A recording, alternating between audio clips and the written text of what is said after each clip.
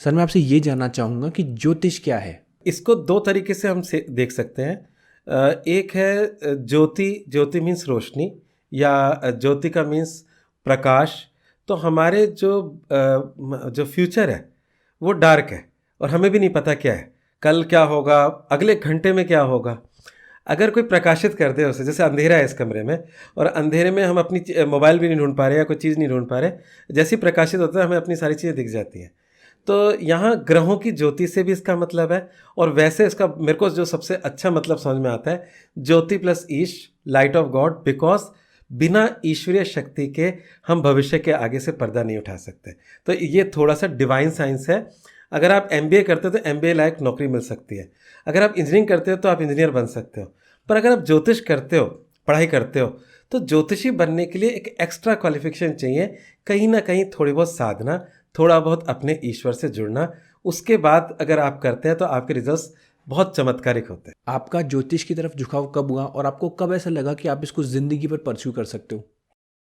ये बहुत पुरानी कहानी है। आई वॉज इन स्कूल, और जैसा कि नॉर्थ इंडिया में आज से बहुत साल पहले, आज तो ऐसी कोई व्यवस्था नहीं है, पर पहले ये होता था कि हिंदी का प्रचलन ज़्यादा था, इंग्लिश मीडियम स्कूल कम होते थे।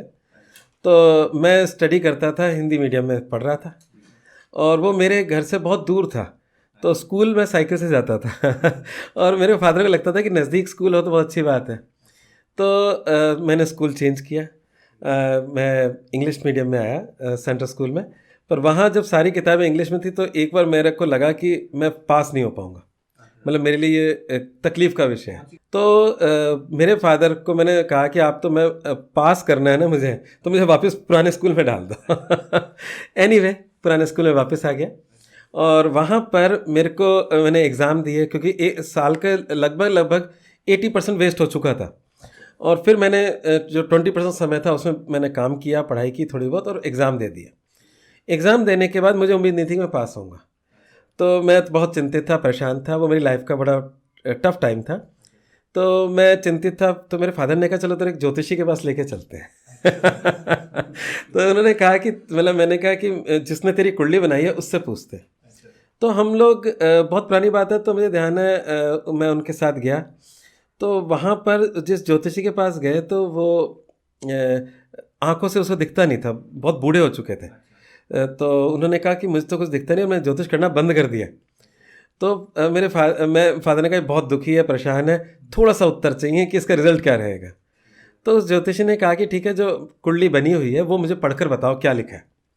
तो मैंने पढ़ना शुरू किया। संस्कृत में लिखा था ओम गणेशाय नमः, और सारी बातें जो संस्कृत में लिखे थे, घटीपल, नक्षत्र, जो कुछ लिखा हुआ था वो सब बोलना शुरू कर दिया। कुंडली से ऊपर जो मतलब संस्कृत में कैलकुलेशन थी वो सब बोली और उसको उसने सुना, वो समझ गया।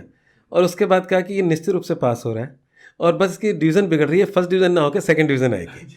मैंने कहा डिवीज़न तक बता दी। तो हुआ ये कि जब रिजल्ट आया बिल्कुल सही था और मुझे उम्मीद, जब एग्ज़ाम मैंने दिए मुझे उम्मीद नहीं थी पास होने की, और मैं पास हुआ और सेकंड डिवीज़न से पास हुआ। मेरे को लगा कि मेरे को भी ऐसी कोई चमत्कारिक विद्या चाहिए जो मैं लोगों को चमत्कार दिखा सकूं। तो उस समय मेरा इंटरेस्ट हिप्नोटिज्म, ज्योतिष, जितनी भी रहस्य विद्याएँ होती हैं इस तरीके की, इन सब चीज़ों पे एकदम से रुझान बढ़ गया।